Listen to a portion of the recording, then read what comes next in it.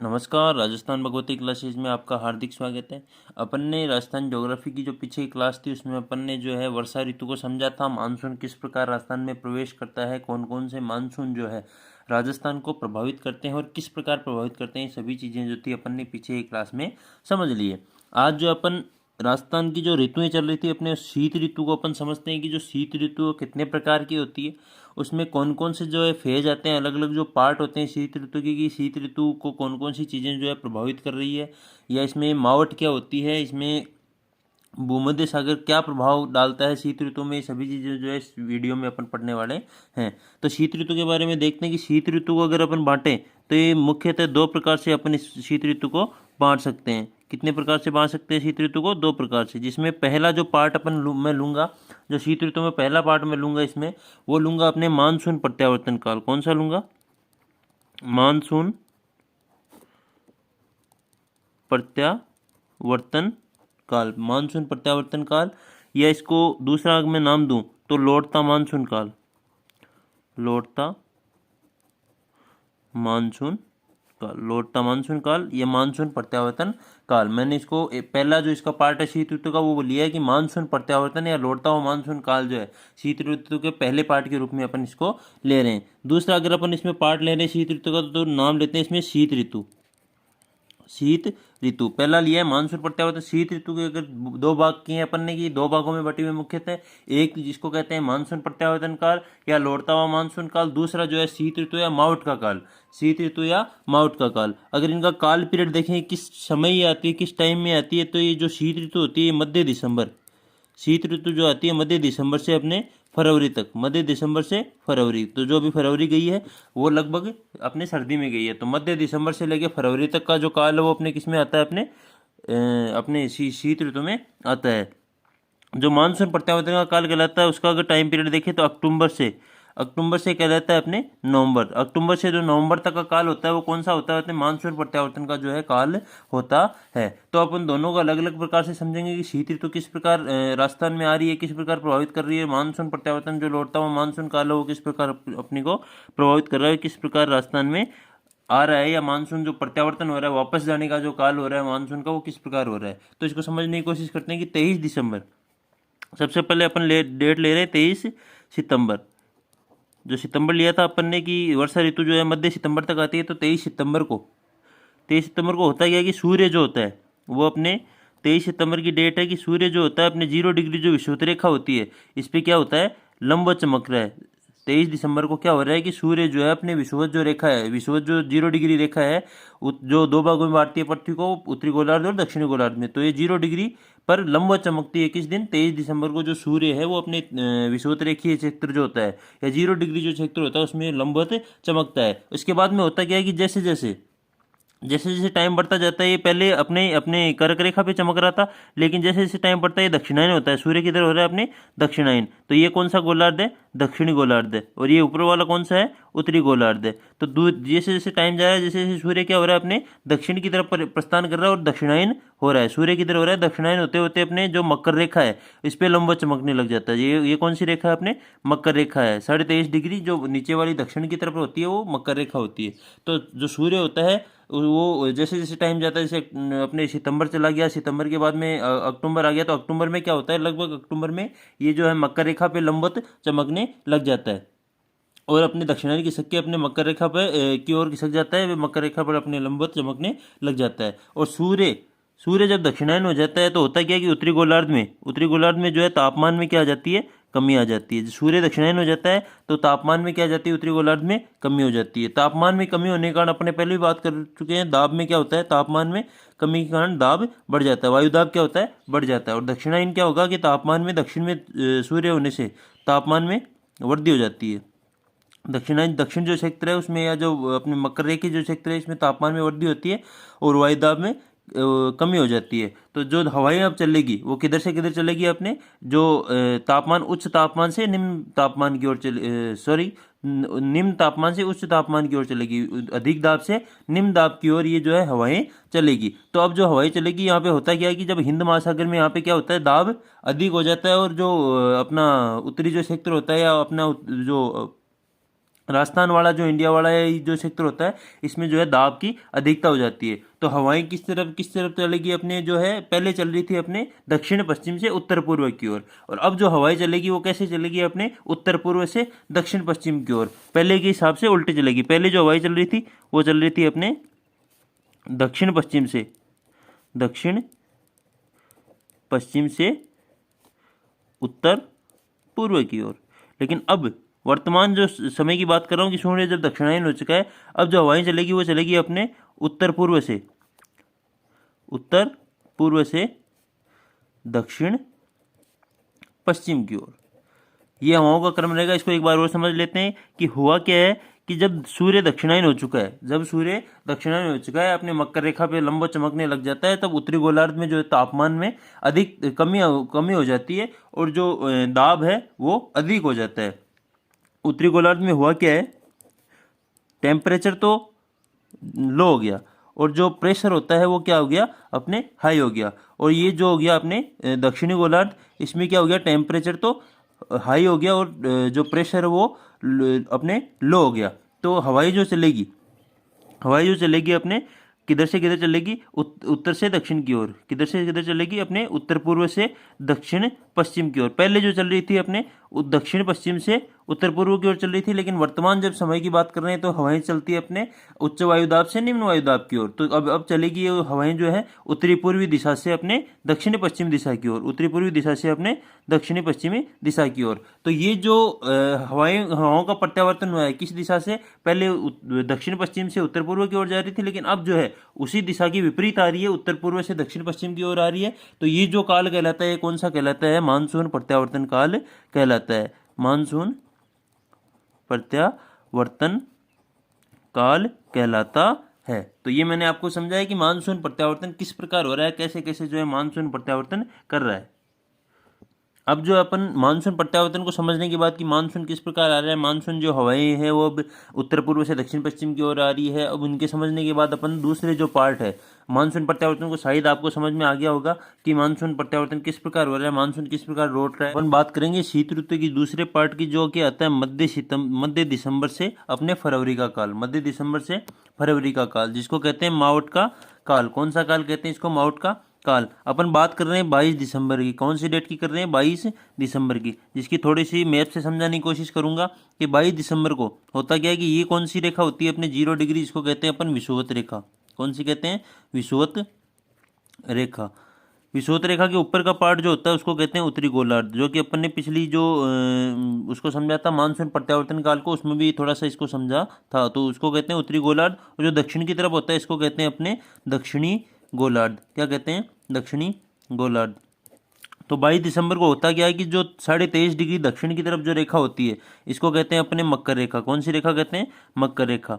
23.5 degree दक्षिण जो रेखा होती है इसको मकर रेखा कहते हैं। तो 22 दिसंबर के दिन जो होता क्या है कि 22 दिसंबर के लगभग होता क्या है कि सूर्य जो है वो अपने मकर रेखा पे सीधा चमकने स्टार्ट हो जाता है। सूर्य जो है अपने मकर रेखा पे सीधा चमकना स्टार्ट हो जाता है, जिससे होता क्या है कि दक्षिण जो एरिया है, दक्षिण जो क्षेत्र है, इसमें जो है तापमान की उच्चता हो जाती है और वायुदाब की क्या हो जाती है, निम्नता हो जाती है। जहाँ पे तापमान अधिक रहेगा वहाँ पे वायुदाब हमेशा निम्न रहेगा। और उत्तरी गोलार्ध में होता क्या है, इसका विपरीत होता है कि जहाँ पे तापमान नीचे, दक्षिणी गोलार्ध में जब तापमान अधिक होगा तो उत्तरी गोलार्ध में तापमान में हमेशा क्या रहेगी, कमी रहेगी। और तापमान में जहाँ कमी रहती है वहाँ पे वायुदाब या प्रेशर क्या रहता है, हमेशा हाई रहता है। तो ये क्यों बताया कि तापमान कम रहता है, अधिक रहता है, ये बताया इसलिए कि पहले जो थी अपने वर्षा ऋतु थी उसमें जो है उत्तरी गोलार्ध का तापमान हमेशा क्या रहता था, कम रहता था। उत्तरी गोलार्ध का जो तापमान था अपने वर्षा ऋतु में हमेशा अधिक रहता था और दक्षिणी गोलार्ध का तापमान हमेशा कम रहता था। लेकिन जैसे जैसे अपने टाइम बीतता जा रहा है, अपने वैसे दिसंबर की बातें आ रही है, अपने फरवरी की बातें आ रही है, उस टाइम क्या होता है कि दक्षिण जो एरिया है, दक्षिण जो गोलार्ध है, उसका तापमान क्या रहा है, बढ़ रहा है और प्रेशर क्या हो रहा है, हमेशा कम हो रहा है। तो जो हवाएं होगी, अब जो हवाएं चलेगी वो किस प्रकार चलेगी, इसकी बातें अपन इसमें करने वाले हैं। तो होता क्या है, इसकी बात अपन ने समझनी है कि किस प्रकार जो है तापमान बढ़ रहा है। तो अपन बात कर रहे हैं मध्य एशिया की, ये अपनी पृथ्वी होगी, तो अपन बात करें इसमें मध्य एशिया की। ये जो पार्ट होता है मध्य एशिया वाला, तो मध्य एशिया की इसमें बात करते हैं कि भारत जो होता है भारत जो होता है यहाँ पे होता है, ये ऊपर वाला क्या अपने मध्य एशिया। तो ये जो प्रक्रिया हुई है, इसके कारण मध्य एशिया में क्या होता है कि तापमान में निम्नता आती है, तापमान में निम्नता आती है, जिसके कारण क्या होता है, वायुदाब अधिक होता है। और जो दक्षिणी एरिया होता है उसमें तापमान में अधिकता होती है और वायुदाब में कमी होती है, जिससे होती क्या है, पवने जो है, पवनों की जो दिशा हो जाती है वो अपने उत्तरी पश्चिमी जो एरिया हो गया, उत्तरी पश्चिमी एरिया से होती हुई या अपने उत्तरी पूर्व एरिया से होती हुई किधर आती है, अपने दक्षिणी पश्चिमी एरिया में आती है। तो पवनों का जो हवाएं जो होगी अपने उत्तरी पूर्वी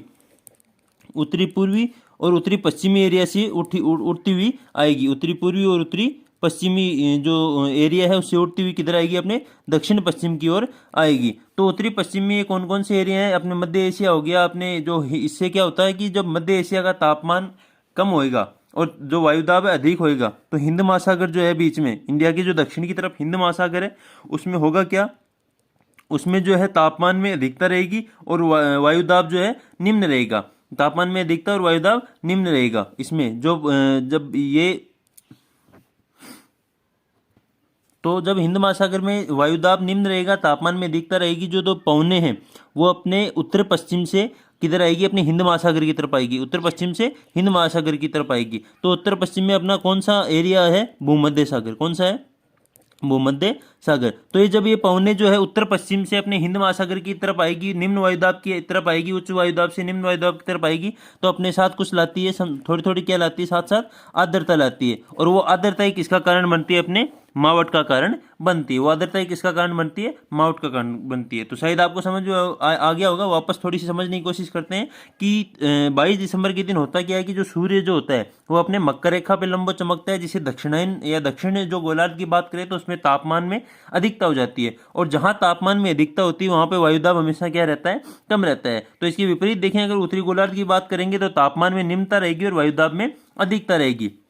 ये जो प्रक्रिया, इसके कारण होगा क्या कि अपन अब सीधी मध्य एशिया की बात करें कि एशिया में या पृथ्वी में बात कर रहे हैं, उत्तरी गोलार्ध में तापमान में निम्नता रहेगी, जिससे वायुदाब अधिक रहेगा। तो मध्य एशिया की बात कर रहे हैं, यहाँ पे तापमान जो है निम्न रहता है और वायुदाब जो है अधिक रहता है। इसके कारण जो है हिंद महासागर में जो है क्या, कौन सा प्रभाव बनेगा, कौन सा क्षेत्र बन रहा है, तापमान में अधिकता वाला और वायुदाब में निम्नता वाला बन रहा है। जो अपने मध्य एशिया की बात करें, इसमें तो तापमान में निम्नता और वायुदाब में अधिकता। इसके साथ ही अपन हिंद महासागर की बातें कर रहे हैं कि हिंद महासागर में जो है तापमान में अधिकता और वायुदाब में निम्नता वाला क्षेत्र बन रहा है, जिससे होगा क्या कि इधर से हवाएं जो है, इनका जो हवाओं का जो प्रवाह होगा वो अपने पहले था दक्षिणी पश्चिम से उत्तर पूर्व की ओर, लेकिन अब जो होगा वो उत्तर पूर्व या उत्तर पश्चिम से अपने दक्षिण पश्चिम की ओर होगा। तो ये जो हवाएं हैं अपने मध्य एशिया से उड़ती हुई किधर आएगी, भारत से होती हुई अपने हिंद महासागर की तरफ आएगी, क्योंकि जो हवाएं हैं उनका प्रवाह हमेशा उच्च वायुदाब से हमेशा किधर होता है, निम्न वायुदाब की ओर होता है। तो अभी जो उच्च वायुदाब वाला क्षेत्र है वो अपने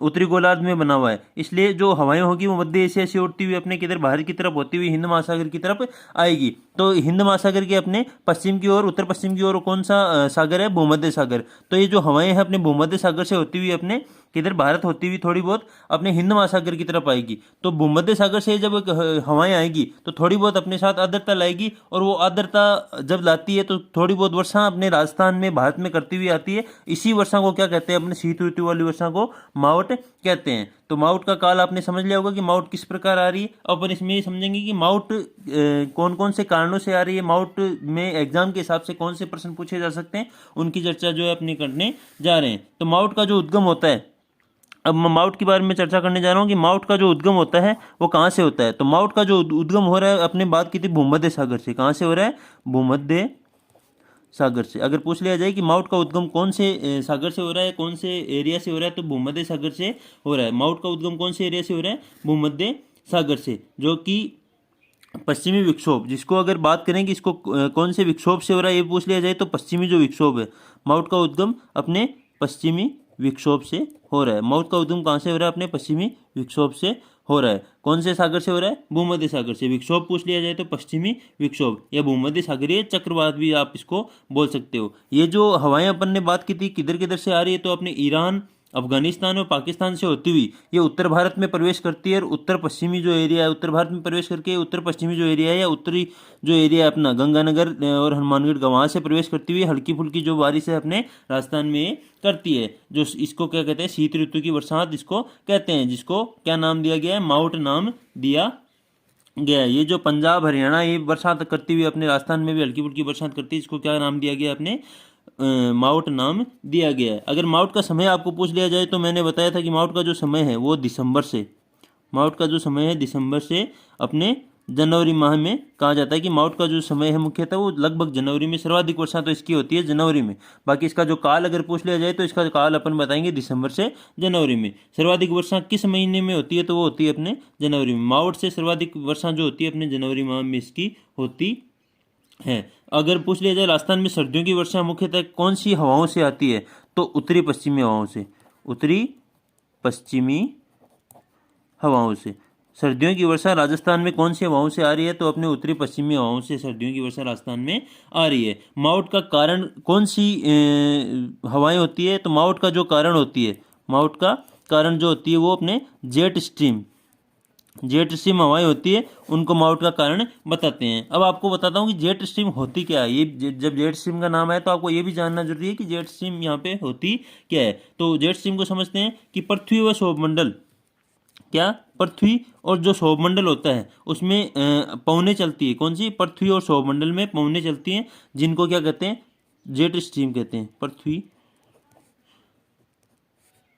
पृथ्वी पर अलग अलग मंडल होते हैं जिनमें सौरमंडल होता है, उसमें जो हवाएं चलती है पृथ्वी पर, सौरमंडल में जो हवाएं चलती हैं उनको क्या कहते हैं? अपने जेट स्ट्रीम कहते हैं। तो पृथ्वी पर सौरमंडल में चलने वाली हवाओं को क्या कह रहे हैं अपने, या पवने जो उनको क्या कह रहे हैं? जेट स्ट्रीम कह रहे हैं। तो जेट स्ट्रीम जो है शीतकाल, जो ठंड का काल है, शीत ऋतु जो है उसमें जो है पश्चिमी जेट स्ट्रीम, पश्चिमी मध्य एशिया से, जो मैंने अभी बताया था कि ये मध्य एशिया से उड़ती हुई अपने इस तरफ आती है, तो ये क्या कहलाती है? पृथ्वी पर सौरमंडल में आने वाली हवाएं क्या कहलाती है? जेट स्ट्रीम कहलाती है। उनको अगर बात करूँ माउट को क्या क्या नाम दिया गया है तो माउट को जो है गोल्डन ड्रॉप्स नाम भी दिया गया है। क्या नाम दिया गया? Golden drops.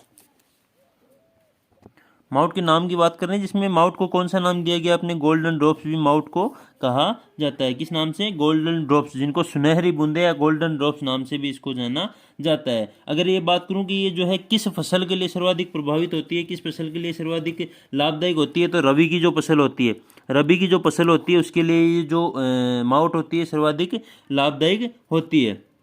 या किस फसल के लिए अगर फसलों के नाम पूछ लिए जाएँ तो गेहूँ, जो रबी की फसल होती है उसमें मुख्यतः गेहूं, चना के लिए जो माउट होती है वो सर्वाधिक लाभदायक अपने होती है। अब जो है कुछ ये अपन ने शीत ऋतु को समझ लिया, माउट को समझ लिया, प्रत्यावर्तन काल को अपन ने समझ लिया, तो कुछ एक दो जो इंपॉर्टेंट तथ्य हैं उनके बारे में भी अपन चर्चा कर लेते हैं। जिसमें सबसे पहले मैं नाम दूंगा अपने जनवरी माह का, कि जनवरी माह का सबसे ठंडा महीना, जनवरी जो माह है सबसे ठंडे महीने में जाना जाता है। तो ये भी आपको याद रखना कि सबसे ठंडा महीना कौन सा है। तो राजस्थान में या किसी भारत में सबसे ठंडा महीना कौन सा जाना जाता है? तो जनवरी जो है राजस्थान में या भारत में सबसे ठंडा महीना जाना जाता है। दूसरे जो दिन की बात करूंगा 22 दिसंबर, जिसकी अपन ने माउट के हिसाब से बात की थी। 22 दिसंबर, 22 दिसंबर जो दिन है वो सबसे ठंडा दिन, कौन सा दिन कहलाता है? सबसे ठंडा दिन। सबसे ठंडा दिन कौन सा है अपने? 22 दिसंबर। कौन सा है? 22 दिसंबर। यह सबसे छोटा दिन भी कौन सा है अपने? 22 दिसंबर। तो 22 दिसंबर को दो क्वालिटी हो गई, अपने सबसे ठंडा दिन और सबसे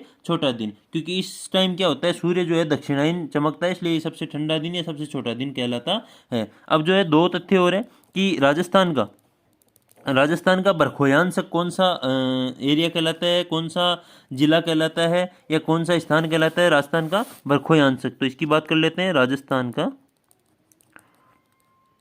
बरखोयांसक, राजस्थान का बरखोयांसक जो है अपने कहलाता है माउंट आबू। कौन सा कहलाता है? माउंट आबू, जो कि कौन से जिले में है? सिरोही जिले में। राजस्थान का बरखोयांसक कहलाता है अपने राजस्थान का माउंट आबू, जो कि सिरोही जिले में स्थित है। राजस्थान का शिमला कौन सा जिला कहलाता है? तो वो भी अपना कहलाता है सिरोही जिले का माउंट आबू। तो राजस्थान का शिमला और बरखोयांसक दोनों माउंट आबू को कहा जाता है, जो कि किस जिले में पड़ते हैं? अपने सिरोही में पड़ते हैं। अब एक और इम्पोर्टेंट तथ्य है जो कि राजस्थान में शीतकाल में जमने वाली एकमात्र झील कौन सी है? तो उसमें नाम आता है अपने नक्की झील का। कौन सी झील का? नक्की झील, जो कि कौन से जिले में पड़ रही है? वो भी अपने सिरोही में पड़ रही है। राजस्थान में शीतकाल में जमने वाली एकमात्र झील कौन सी है? नक्की झील, जो कि कौन से जिले में पड़ रही है? अपने सिरोही जिले में। तो ये जो तथ्य थे, ये जो इंपॉर्टेंट बातें थी, मैंने आपको एग्जाम के हिसाब से बताई है कि शीत ऋतु को दो भागों में बांटा गया है, प्रत्यावर्तन काल, मानसून प्रत्यावर्तन काल, और शीत ऋतु या माउट का काल। तो इन दोनों को मैंने अच्छी प्रकार से आपको समझा दिया है। मैं आशा करता हूँ कि आपको समझ में आया होगा। अगर आपको वीडियो अच्छा लगता है, आप इसे पसंद करते हो, तो इसे लाइक कमेंट, शेयर और चैनल को सब्सक्राइब जरूर कर लेना। धन्यवाद।